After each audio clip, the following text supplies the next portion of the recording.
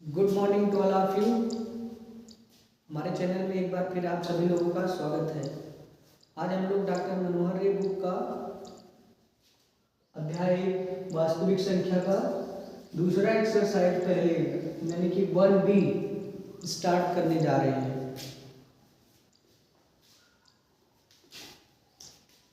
Question दिया गया है, निम्नलिखित संख्याओं को अभाज्य गुणनखंडों के गुणनफल के रूप में व्यक्त कीजिए। तो सबसे पहली संख्या दी गई है हमें 140। अभाज्य गुणनखंड हम लोग बहुत छोटी क्लासेस में भी पढ़ चुके हैं, 5th 6th में भी बताया जाता है। प्राइम फैक्टराइजेशन इंग्लिश में कहते हैं। जैसे दिया गया है 140, पहली संख्या है 140। 140 को हम लोग प्राइम फैक्टराइजेशन करेंगे। प्राइम फैक्टराइजेशन का मतलब होता है कि अभाज्य संख्याओं के गुणनफल के रूप में व्यक्त करना। अभाज्य संख्याएं क्या होती हैं?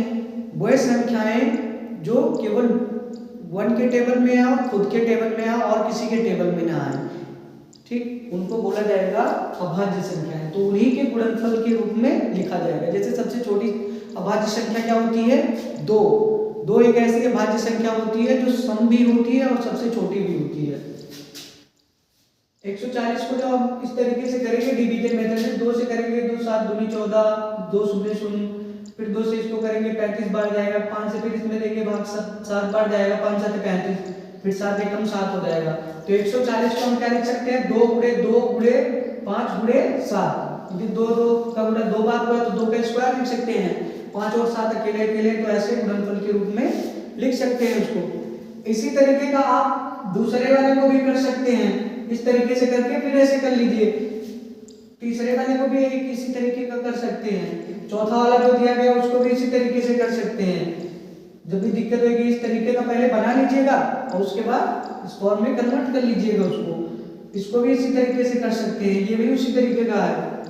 आते हैं क्वेश्चन नंबर 2 पे। तो क्वेश्चन नंबर 2 पे आने से पहले हम लोग सबसे पहले सूत्र देख लेते हैं। इसका सूत्र जो दिया गया है वो है संख्याओं का गुणनफल बराबर लासा गुणे मासा, हिंदी में कहते हैं product of number equal to LCM into HCF.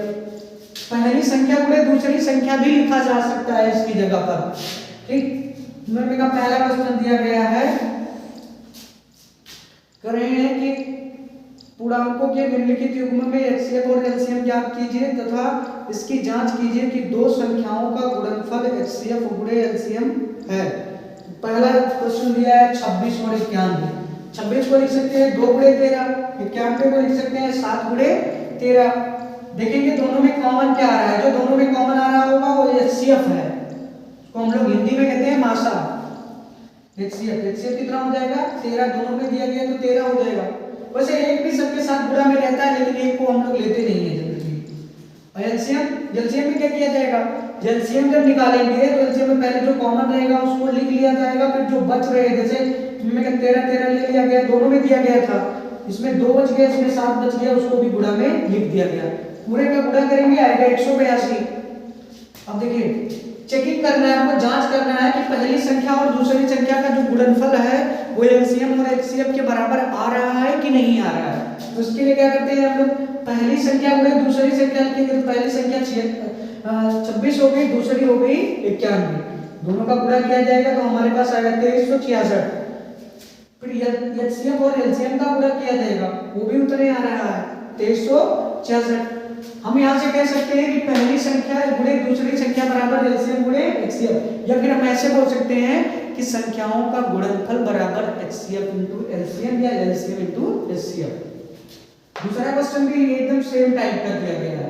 510 को हम इस फॉर्म में पहले प्राइम फैक्टराइजेशन कर लेंगे, अभाज्य गुणनखंड कर लेंगे, 92 का कर लेंगे, फिर देखेंगे दोनों में कॉमन क्या हो रहा है। दोनों में जो कॉमन हो रहा है वो एचसीएफ में चला जाएगा और जो बचा रह जाएगा जैसे 1 और 2 दोनों में दिए गए तो उनको यहाँ निकाल लिया गया। उसके बाद यहाँ वाले जब एलसीएम निकाल रहे हैं तो देख रहे हैं इसमें क्या पहले तो दोनों में दिया गया तो उसको लिख लिया गया, 1 और 2 को लिख लिया गया।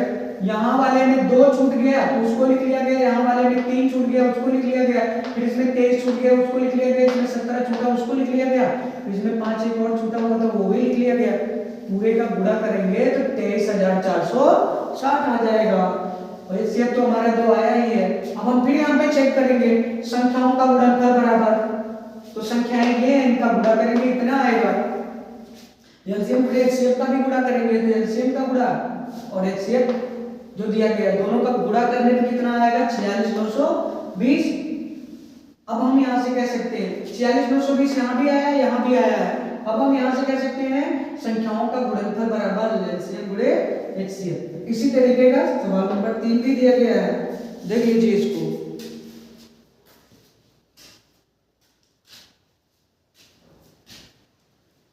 अगला क्वेश्चन है, क्वेश्चन नंबर 3 है अभाज्य गुणनखंड द्वारा निम्नलिखित पूर्णांकों के एचसीएफ और एलसीएम ज्ञात कीजिए। ऊपर वाले में हम लोगों ने एलसीएम और एचसीएफ ज्ञात करने की अभाज्य गुणनखंड वाली विधि देखी थी। इसमें चेक भी करना था, इसमें केवल एलसीएम और एचसीएफ फाइंड करना है आपको। तो देखिए पहला क्वेश्चन दिया गया तीसरे का 12, 15 और 21 का। तो 12 को लिख सकते हो 1 गुणे 2 गुणे 2 गुणे 3, 15 को 3 गुणे 5 लिख सकते हो और 21 को क्या लिख सकते हो 3 गुणे 7। एक तो सबके साथ रहता है। एचसीएफ जो निकालोगे तो दोनों में दिया रहेगा वो लिखा जाएगा। 3 3 3 3 लिखा गया, एक तीनों में दिया गया है उसको लिख दिए 3 1 का 3। एचसीएफ कितना आ गया 3 आ गया। अब एलसीएम में क्या करना रहता है, पहले जो एचसीएफ में आया रहता है उसको लिख लेते हैं। तो एचसीएफ में कितना आया है 3 और फिर उसके बाद जो तीनों नंबर में जो बचा रहेगा उसको देख लिया जाएगा। जैसे यहाँ से 2 2 बच गया तो उसको पहले लिखा गया, फिर 5 बच गया तो 5 को लिख लिया गया, फिर इसमें 7 बच गया तो 7 को लिख लिया गया। पूरे का गुणा कर लेंगे आ जाएगा 420। 420 हमारा क्या हो जाएगा एलसीएम हो जाएगा। दूसरा क्वेश्चन दिया गया है 17 23 और 29। 17 23 29 लिखा गया, सबको एक गुणे एक गुणे एक गुणे करके लिख दिया गया। ऐसा क्यों किया गया, क्योंकि ये अभाज्य संख्याएं हैं, इनमें कोई भी कॉमन फैक्टर नहीं होगा प्राइम नंबर्स में, अभाज्य संख्या है, इसलिए इनको डायरेक्ट ऐसे ही लिख दिया जाएगा। तो इनका एचसीएम तो 1 हो जाएगा, लेकिन एलसीएम जब निकालेंगे तो एलसीएम में सारे नंबर्स का मल्टीप्लिकेशन, सारे नंबर्स का मल्टीप्लाई कर लेंगे तो हमारे पास क्या आ जाएगा 11339 आ जाएगा। ये हमारा क्या हो जाएगा एलसीएम हो जाएगा। इसी प्रकार से तीसरे में भी किया गया है, एलसीएम निकाला गया एचसीएम निकाला गया। चौथे क्वेश्चन पे आते हैं। चौथे क्वेश्चन में दिया गया है कि 306 और 657 का एचसीएफ अगर मान लीजिए 9 दिया गया है तो इन्हीं दोनों नंबर्स का हमें एलसीएम फाइंड करना है। ठीक, एलसीएम हमको फाइंड करना है। हम लोग एक फॉर्मूला जानते हैं कि संख्याओं का गुणनफल बराबर क्या होता है एलसीएम गुणे एचसीएफ। क्या होता है एलसीएम गुणे एचसीएफ। क्या करेंगे संख्याओं का गुणा करेंगे यहाँ पर, तो संख्याओं का गुणा एलसीएम गुणे एचसीएफ की वैल्यू हमारे पास 9 दी गई है। इन दोनों को ऐसे लिखेंगे 9 से इसको क्या करेंगे इधर गुणा में इधर आएगा भाग में हो जाएगा, 9 से इसको काटेंगे 34 बार जाएगा। एलसीएम क्या हो जाएगा 34 गुणे 657। जब इसका गुणा कर लेंगे तो 22338 आ जाएगा। पांचवा वाला क्वेश्चन में, पांचवे वाले क्वेश्चन में दिया है कि 225 और 60 का जो एचसीएफ दिया है वो दिया है 225 गुणे 5 माइनस 10x, इतने के बराबर दिया गया है। हमको क्या कह रहे हैं, मुझे कह रहे हैं कि x की वैल्यू फाइंड कीजिए। तो हम लोग क्या करेंगे पहले इन दोनों का प्राइम फैक्टराइजेशन करके एचसीएफ निकाल लिए। यहाँ पे एचसीएफ निकालेंगे, एचसीएफ निकालने के बाद क्या करेंगे, क्योंकि यहां से निकल गया है ये भी एचसीएफ है उसी नंबर का और जो यहाँ पे दिया गया है वो भी एचसीएफ है इसी नंबर का, तो दोनों बराबर होंगे कि नहीं होंगे। तो दोनों अगर आपस में बराबर हो जाएंगे फिर हम यहाँ पे क्या कर देंगे एचसीएफ की जगह पे 15 रख देंगे और एचसीएफ की जगह पे इसको रख देंगे। अब क्या करेंगे 10x को उधर ले जाएंगे, 15 इधर लाएंगे, इन दोनों का गुणा करेंगे। इन दोनों का गुणा करने पे आएगा कितना आएगा 1125 आएगा। इधर 15 इधर प्लस में इधर आएगा माइनस में हो जाएगा और 10x इधर माइनस में उधर जाएगा प्लस में हो जाएगा। तो हमारे पास 1125 में से 15 जब घटा लेंगे तो हमारे पास आ जाएगा 1110 और इधर 10 इसके साथ गुणा में था उधर दे दिए भाग में चला गया, 1 0 से 1 0 कैंसिल हो जाएगा, x बराबर 111 आ जाएगा। ठीक, ये हो गया क्वेश्चन नंबर 5। अगला दिया है क्वेश्चन नंबर 6। क्वेश्चन नंबर 6 में दिया गया है हमको 120 और 225 का एचसीएफ दिया है और उसका एलसीएम पूछा है। तो हम लोग फिर वही फार्मूला लगाएंगे, संख्याओं का गुणनफल बराबर एलसीएम गुणे एचसीएफ। संख्याएं कौन कौन है 120 और 225, तो उनका गुणा 120 और 225 का गुणा यहाँ लिखेंगे बराबर एलसीएम गुणे एचसीएफ। तो जो 15 से इसको काटेंगे 225 को, 15 एकम 15, 15 15 225, 15 और 120 का गुणा कर लेंगे, 1800 आ जाएगा, हमारे किसके बराबर हो जाएगा, एलसीएम के बराबर हो जाएगा।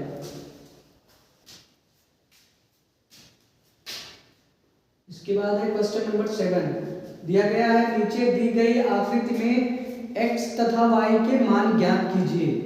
हमारे पास दिया गया है y बराबर 4x 3 7। हम लोग एक प्राइम फैक्टराइजेशन अभाज्य गुणनखंड की एक विधि पढ़े हैं, वृक्ष विधि। उसमें हम लोग क्या करते हैं, जैसे मान लो हमारे पास 16 दिया गया है तो उसमें हम इस तरीके से करते हैं, 2 गुणे 8 लिखते हैं, फिर 8 को लिखते हैं, 2 गुणे 4, फिर 2 को 4 को लिखते हैं, 2 गुणे 2, ये होता है। तो 16 बराबर हम क्या लिखते हैं, 2 गुणे 2 गुणे 2 गुणे 2, इस तरीके से लिखते हैं। ठीक, उसी तरीके से यहां पर भी दिया गया है।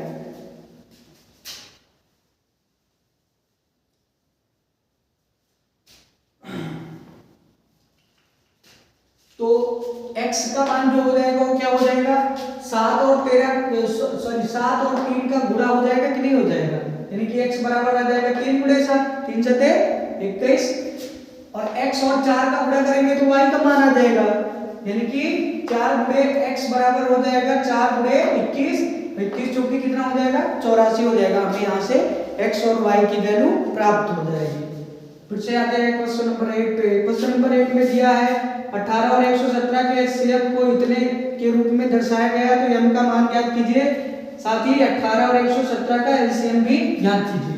तो हम लोग जानते हैं, दिया हमारे पास HCF of 18 and 117 in the form of 18m - 117 m की वैल्यू फाइंड करनी है। हम क्या करेंगे, दोनों का प्राइम फैक्टराइजेशन करेंगे, इतना आएगा, एलसीएम निकालेंगे, एचसीएफ निकालेंगे, फिर एचसीएफ को क्या करेंगे, क्योंकि एचसीएफ हमारा इसका एचसीएफ निकालने पे 9 आ रहा है और इसी का एचसीएफ यहाँ पे इतना दिया गया है, दोनों को क्या करेंगे आपस में बराबर कर देंगे।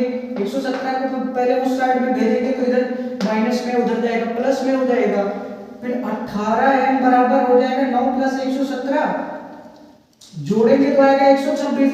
18m के साथ गुणा में दिया गया है, कोई भी चीज अगर बराबर के इस साइड में गुणा में रहेगी उधर जाएगी भाग में हो जाएगी, यानी कि m बराबर क्या हो जाएगा, 126/18 हो जाएगा। 18 से इसमें 126 में भाग देंगे, 7 बार जाएगा, 18 7 126, यानी कि m की वैल्यू कितनी आ जाएगी, 7 आ जाएगी। यहाँ से हमें दोनों चीजें मिल गई, एलसीएम भी मिल गया और m का मान भी मिल गया। इसके बाद दिया है क्वेश्चन नंबर 9, जांच कीजिए कि क्या किसी प्राकृतिक संख्या n के लिए संख्या 6 के पावर n अंक शून्य पर प्राप्त हो सकता है।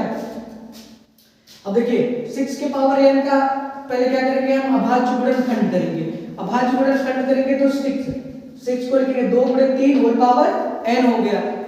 प्राकृतिक संख्या का मतलब क्या है, n की वैल्यू 1 2 3 4 5 6 कुछ भी हो सकती है। अब देखिए अभाज्य गुणनखंड किए हम तो 2 गुणे 3 आ रहा है। अभाज्य गुणनखंड में 2 के साथ अगर 5 भी आता तो 2 पंचे 10 होता, तो एक शून्य मिलता कि ना मिलता, लेकिन यहाँ पर 2 के साथ में 5 ना आकर के क्या आ रहा है, 3 आ रहा है। अभाज्य गुणनखंड में 2 के साथ 5 नहीं आ रहा है, अतः 6 के पावर n का प्रसार शून्य पर समाप्त नहीं होगा। ठीक, 10वें क्वेश्चन दिया गया है। 10वें क्वेश्चन में बोले हैं कि व्याख्या कीजिए कि 7 गुणे 11 गुणे 13 प्लस 13 और 7 गुणे 6 गुणे 5 गुणे 4 गुणे 3 गुणे 2 गुणे 1 प्लस 5 भाज्य संख्याएं क्यों हैं। ठीक, देखिए हम लोग मान ले रहे हैं कि माना हमारे पास x बराबर इतना दिया गया है, तो हम देखिए 13 को 13 गुणे 1 लिख सकते हैं कि नहीं लिख सकते हैं। 13 दोनों में कॉमन हो जाएगा, उसको बाहर निकाल लेंगे, इधर क्या बचेगा 7 गुणे 11 बचेगा और प्लस का यहाँ पे 1 बचेगा, क्योंकि एक गुणा में सबके साथ छिपा रहता है। अब इन दोनों का गुणा करें, 11 से 77 और प्लस 1 हो जाएगा 78 और ये 13 हो जाएगा। अब आप देख सकते हैं 78 जो है 39 दूनी 78 भी होता है, 13 छके 78 भी हो सकता है। 2 से ज्यादा गुणनखंड हो रहे हैं कि नहीं हो रहे हैं, तो अगर 2 से ज्यादा गुणनखंड किसी के हो जाएंगे तो वो अभाज्य संख्या रह नहीं जाएगी, इसलिए हम क्या बोलेंगे कि x जो हम माने थे वो क्या है, एक भाज्य संख्या है। इसी प्रकार से हम लोग मान रहे हैं कि y बराबर दूसरा वाला जो इसमें का है y बराबर उसको माना गया है, तो 5 को हम 5 गुणे 1 लिख सकते हैं, कॉमन ले लेते हैं 5 जब कॉमन लेंगे तेरे पूरे का गुणा करेंगे, गुणा करने पे आएगा हमारे पास में 1008, एक जोड़ेंगे 109 हो जाए 1009 हो जाएगा और 5 गुणे 1009 आ रहा है, और 1009 खुद से भी कटेगा और 5 भी खुद से कटेगा, यानी कि 1 और खुद के अलावा इसके और भी गुणनखंड हो रहे हैं, तो इसलिए हम इसको बोलेंगे कि ये भी क्या हो जाएगी हमारी, ये भाज्य संख्या हो जाएगी। क्वेश्चन नंबर 11 दिया है, कह रहे हैं किसी खेल के मैदान में के चारों ओर एक वृत्ताकार पथ है, इस मैदान का एक चक्कर लगाने में सोनिया को 18 मिनट लगते हैं, जबकि इसी मैदान का चक्कर एक चक्कर लगाने में रवि को 12 मिनट लगते हैं। मान लीजिए कि वह दोनों एक साथ एक स्थान से एक समय पर चलना प्रारंभ करके एक ही दिशा में चलते हैं, कितने समय बाद वह दोनों पुनः प्रारंभिक स्थान पर मिलेंगे, कितने समय पश्चात? सोनिया एक चक्कर लगाने में कितना समय ले रही है? 18 मिनट। रवि कितना ले रहा है? 12 मिनट। हम लोग 18 मिनट और 12 मिनट का प्राइम फैक्टराइजेशन करते हैं, एलसीएम निकालते हैं, एलसीएम निकालेंगे तो हमारे पास आएगा 36 मिनट। ठीक, अब ये जो 36 मिनट आएगा ये इसका डिफरेंस रहेगा फिर से पुनः प्रारंभिक स्थान पर मिलने का, इसलिए हम बोलेंगे 36 मिनट के बाद वह पुनः अपनी प्रारंभिक स्थान पे मिलेंगे। ठीक, इसके बाद दिया गया है क्वेश्चन नंबर 12, उसमें दिया है नीचे दी गई आकृति में x तथा y के मान ज्ञात कीजिए। देखिए यहाँ पे आकृति बनाई गई है, तो जिस बॉक्स में दिया गया, जिस बॉक्स की वैल्यू फाइंड करना है उससे जुड़े हुए दोनों बॉक्स को आपस में क्या कर लेंगे? मल्टीप्लाई कर लेंगे, यानी कि x बराबर तो हमारे पास हो जाएगा 3 गुणे 195 हो जाएगा, गुणा करेंगे आएगा 585, और y बराबर जब निकालना रहेगा हमें तो y बराबर 13 और 5 वाला ब्रैकेट ही तो इससे जुड़ा हुआ है, जो ब्रैकेट इससे जुड़ा रहेगा उसी का आपस में गुणा कर देंगे तो उसका मान आ जाएगा, यानी कि y बराबर हो जाएगा 13 गुणे 5, 13 बचे 65, x और y के मान हो गए। अब आते हैं क्वेश्चन नंबर 13 पे। क्वेश्चन नंबर 13 और क्वेश्चन नंबर 10 जो दिया गया है एकदम सेम टाइप का है, ये आप लोग खुद करेंगे, इसको 10वें क्वेश्चन के समान है। आते हैं क्वेश्चन नंबर 14 पे। 14 भी इसी तरीके का दिया गया जैसे ये दिया गया था। अब x की मान लो हमको वैल्यू x y z, इसमें 3 वेरिएबल्स दिए गए, 3 चर दिए गए, उनकी वैल्यू निकालनी है। क्या करेंगे? x का मान निकालने के लिए 2 और इसका गुणा करेंगे, यानी कि 2 गुणे 33 81, और फिर y का मान निकालने के लिए 7 गुणे 161 करेंगे, और फिर जब इसका गुणा करेंगे तो आएगा 11 27, यहाँ पे x का गुणा करने इनका गुणा करने कितना आया था? x की वैल्यू 6762 आ गई थी। अब देखिए z की वैल्यू हमको फाइंड करनी है, तो z की वैल्यू फाइंड करने के लिए मतलब ये है कि z और 7 का गुणा किसके बराबर रहा होगा? 161 के बराबर। z और 7 का गुणा किसके बराबर कर दिए? 161 के बराबर कर दिए। 7 इसके साथ गुणा में उधर गया, भाग में हो गया, 7 से इसमें भाग दे देंगे, जैसे ही 7 से इसमें भाग देंगे हमारे पास आएगा 23। ठीक, ये एक्सरसाइज यहाँ पे खत्म होता है। वीडियो देखने के लिए बहुत बहुत धन्यवाद। अगर वीडियो अच्छी लगी है तो प्लीज इसे लाइक और सब्सक्राइब करना ना भूलें। मिलते हैं अगले वाले एक्सरसाइज के लिए।